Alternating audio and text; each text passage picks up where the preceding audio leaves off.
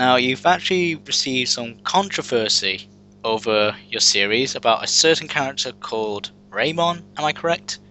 Renamon. Renamon, that's it. And now I'm gonna get the hate mail. Uh, um, so, How dare you?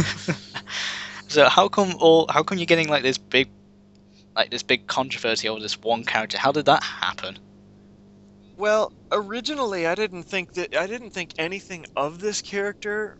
See, in the beginning, this thing just kept popping up more and more. I had no idea what it was or what it was from, but it started out, people were spraying the pictures of this thing on the walls in the Half-Life games, in Team Fortress.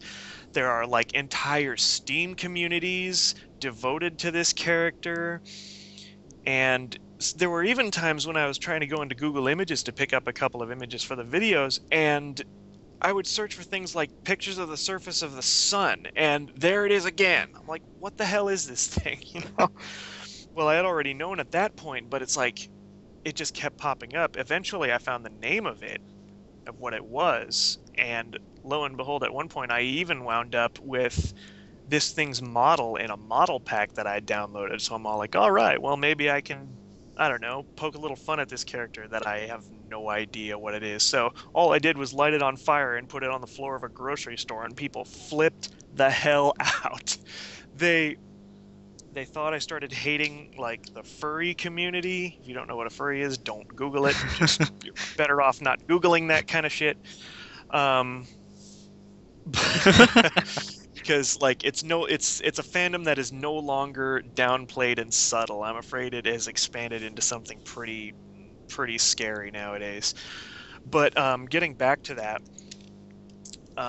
a lot of people just thought I hated an entire fandom, and people were pissed at me. They were telling me that they had this connection to this character that sent them into a downward spiral of depression when I killed it over and over again, and they had to take meds. And it's like, okay, what the hell? Seriously, apparently it's a Digimon character, and there are a handful of, whack jobs who really, really love this character. I mean, not in the sense that, they love a celebrity, like they love this character. Like they're infatuated with it. And these jabbings at this character causes such hatred within them. So And all you did was set it on fire and put it in the background. that was the start. And then when I started getting a weird reception about it, I thought, well, you know what? This is kind of funny. I'm going to keep doing this. So, You even made an entire video about that character at one stage, didn't you? well, the entire video happened when I basically got fed up with some of the hardcores. I got this private message from one particular who was calling Renamon like this living, breathing person, and he sent me a list of 7 things not to do with the thing. And so I'm all like, you know what? I'm gonna send a message in video form right now. I'm gonna do what I like with this character, and it's parody, so grow up. And that's exactly what I did. And the regulars who got really pissed off at me at that point started to, they got mad at first. They got really mad. But then later, as I let them, as I talked with them a little bit, they started to kind of grow up a little bit and realize they were being a bit childish about the subject. And, so some of them later on came to understand that, yeah, you should probably tone it down a bit and just kind of keep that stuff to yourself. So the controversy pretty much kind of ended after that video. Nobody bothered me about Renamon anymore. After that, there are still a couple that'll send comments that said, "Oh my God, stop it!" But that's really kind of the gist of it. That's just kind of the fullest extent. Oh well, that's how it goes. Yeah. Sometimes, sometimes pain is the best medicine, I guess. I don't know. Now, remember reading on your blog, and I thought this was a little bit daft, about a thing where a guy was trying to set up a boycott group against you. Yes, that happened a while ago. The boycott group was set up by somebody who apparently was being compared to me one too many times. I guess a lot of his stuff had a lot of resemblance, but rather than ignoring it, rather than ignoring what the fans were telling him, like a lot of the fans were telling him, like, "Oh my God, you're ripping off this dude, and you should, you suck."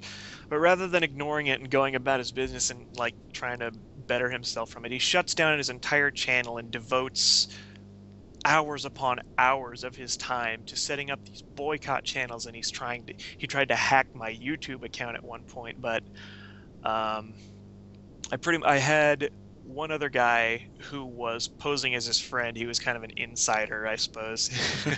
It's such simple crap, and I'm using this. It's mundane. It's really trivial, and yet I'm calling him like an insider. But anyway, yeah, he kind of digged up a lot of dirt on the guy. He's like, oh yeah, he's planning on hacking on YouTube account. He's trying to hack your account.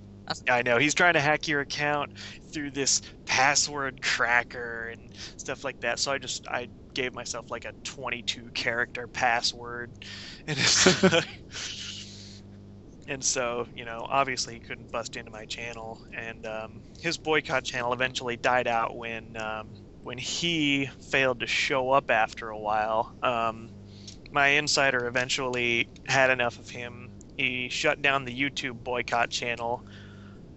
First he turned it all pink in the background and made it really fruity looking, and then shut it down.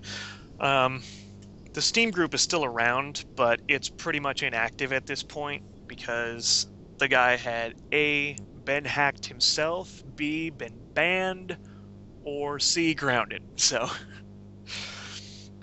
I don't know, but he's pretty much ceased to be, and I guess now that Steam boycott group is pretty much dormant at this point. Now, in your career as like a machinima maker, you've also done some work with other machinima directors, like DJY 1991. I mean, how did that end up? How did you end up working together?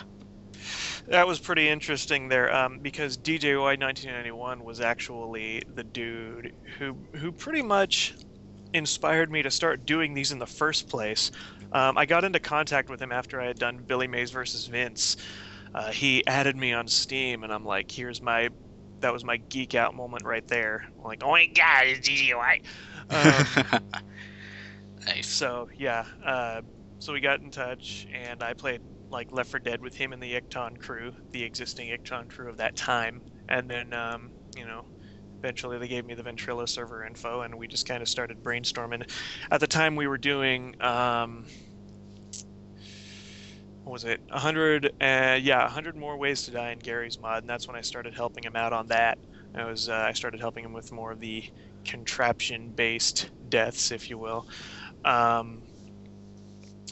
And so after that, then we got to work on Half-Life Full Life Consequences Free Man, where I created a couple of contraptions for that, including the flying John Freeman contraption and so forth. And now him and I are actually working on a video tutorial series on how to make a proper Gmod machinima, or a good Gmod machinima. A couple of pointers. We're only 2 episodes in. He had to move recently, but he's getting situated, and we're going to continue on that.